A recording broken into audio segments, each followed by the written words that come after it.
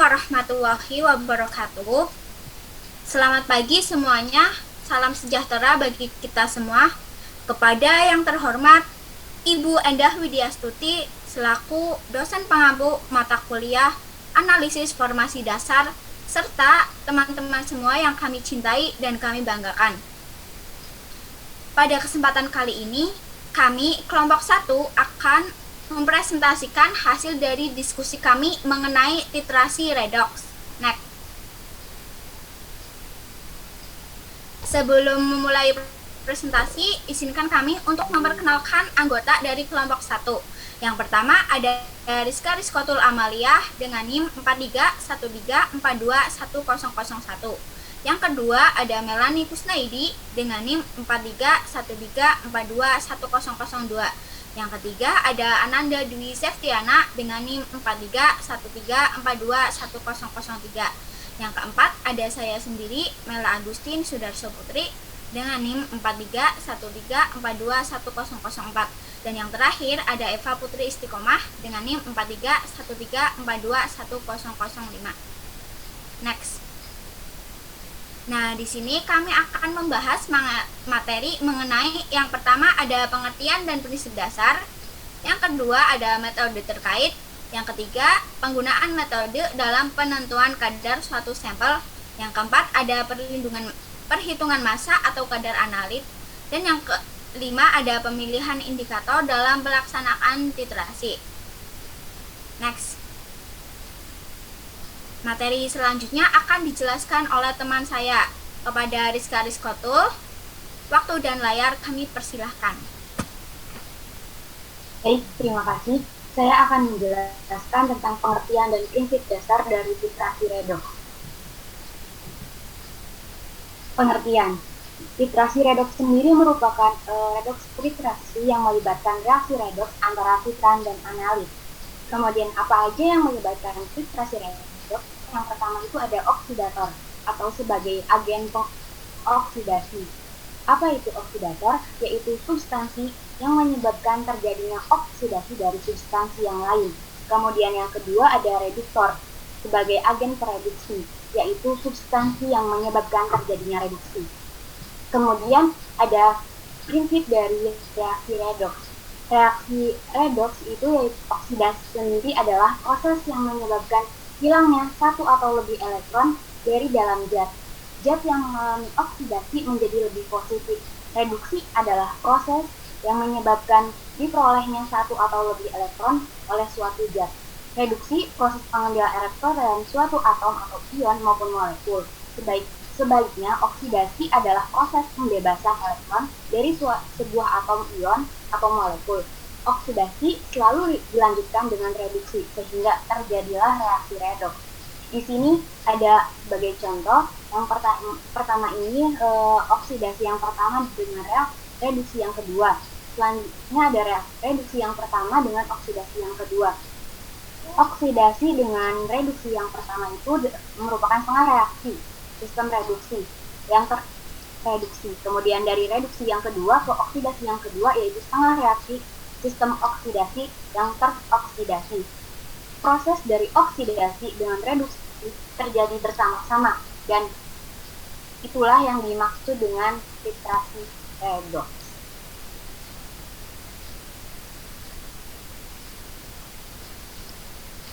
Kemudian ada metode terkait. Untuk penjelasan materi selanjutnya, saya serahkan kepada Melani Kusnaidi.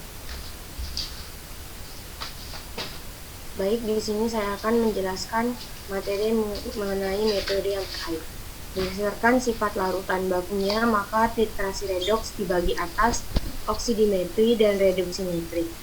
Oksidimetri adalah metode titrasi redox dengan larutan baku yang bersifat sebagai oksidator.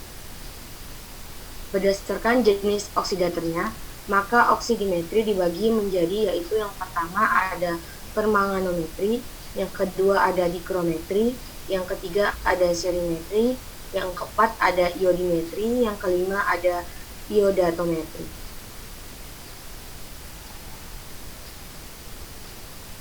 Materi selanjutnya akan dijelaskan oleh teman saya kepada Ananda di Selanjutnya yaitu penggunaan metode dalam penentuan kadar suatu sampel. Next. Titrasi redoks merupakan jenis titrasi yang paling banyak jenisnya, yaitu ada iodimetri, iodometri, iodometri, brumometri, brumatometri, permanganometri, dan nitrometri. Next. Pada titrasi iodimetri, yaitu titre yang digunakan suatu reduktor seperti H2O3, sedangkan titranya yaitu iodium, indikatornya amilum, dan titik akhir titrasinya yaitu perubahan warna dari kuning menjadi biru. Next. Selanjutnya titrasi iodometri, yaitu untuk menentukan kadar iodium dengan menggunakan titer Na2S2O3, titranya yaitu I2 dan Ki, menggunakan indikator amilum. Titik akhir titrasinya yaitu perubahan warna kuning muda menjadi biru dan bening. Caranya yaitu iod terlebih dahulu dititrasi dengan natrium tiosulfat sampai menjadi warna kuning muda, kemudian ditambahkan indikator amilum sehingga warna biru akan terbentuk. Kemudian titrasi dilanjutkan sampai warna biru hilang. Next. Selanjutnya yaitu iodotometri, yaitu titrasi dengan menggunakan titer I2IO3- atau kalium iodat, titranya yaitu KiO3, indikatornya kloroform atau karbon tetraklorida, titik akhir titrasinya yaitu ditandai perubahan warna ungu yang kemudian hilang. Next. Selanjutnya bromometri dan bromatometri. Bromometri yaitu penentuan kadar senyawa berdasarkan reaksi redoks, di mana proses titrasi yaitu reaksi antara reduktor dan bromin berjalan lambat, sehingga dilakukan titrasi secara tidak langsung dengan menambahkan bromin berlebih. Sedangkan pada bromatometri adalah salah satu metode oksidometri dengan dasar reaksi oksidasi dari ion bromat, dilakukan dengan titrasi secara langsung karena proses titrasi berjalan cepat. Next. Selanjutnya permanganometri. Permanganometri merupakan titrasi redoks yang dilakukan berdasarkan reaksi oleh kalium permanganat untuk menentukan kadar Fe2+, Mn2+, Fe2+, Mn2+, C2O42-, NO2-, H2O2. Sedangkan indikator pada titrasi ini tidak diperlukan, namun jika larutan permanganat yang kita pergunakan encer, maka penambahan indikator dapat dilakukan. Beberapa indikator yang dapat dipergunakan seperti feroin, asam N-fenyl antranilat. Next. Terakhir yaitu nitrimetri. Pada titrasi ini yaitu katalisator adalah untuk mempercepat reaksi, sebab KBr bisa mengikat NO2 membentuk nitrosobromid yang dapat mentiadakan reaksi tautometri dari bentuk keto dan langsung membentuk fenol. Selanjutnya stabilisator adalah untuk mengikat NO2 supaya asam nitrit tidak menguap atau terurai. Next. Materi selanjutnya akan disampaikan oleh Melanie Kusnaidi. Baik, materi selanjutnya cara perhitungan massa atau kadar analit. Next.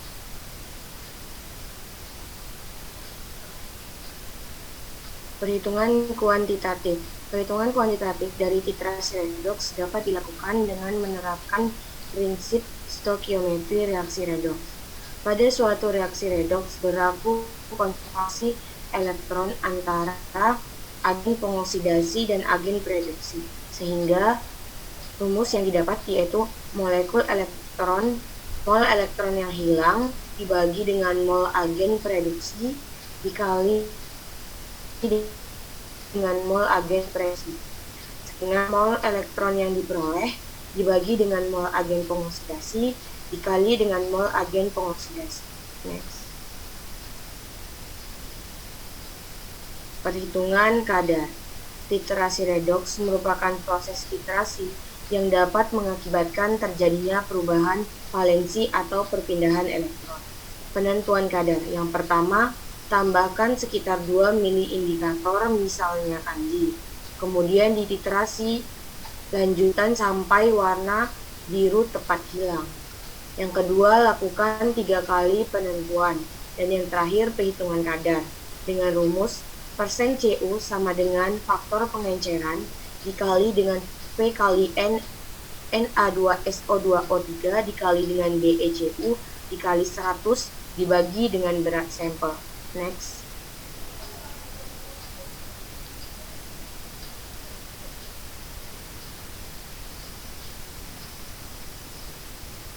Materi selanjutnya akan dijelaskan oleh Eva Putri Istiqomah. Kepada Eva, Baik, terima kasih Melanie.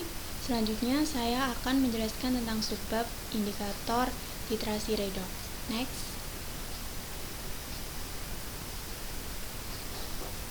Di sini ada beberapa indikator. Yang pertama yaitu penjelasan dari indikator redox itu sendiri, yaitu zat tertentu yang dicampurkan ke dalam larutan yang akan dititrasi.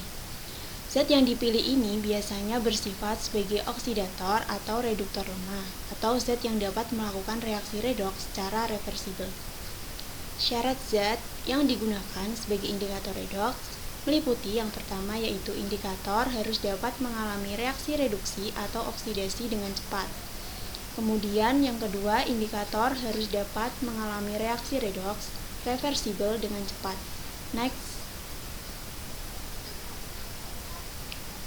Kemudian yang kedua ada autoindikator, yang mana antara titran dan analit dapat berperan sekaligus sebagai indikator.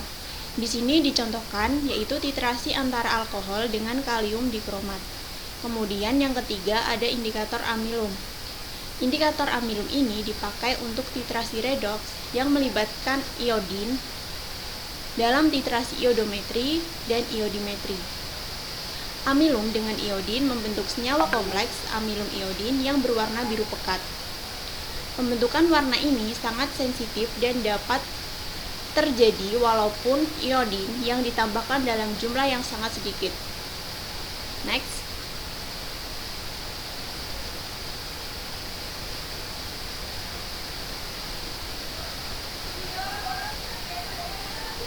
Next.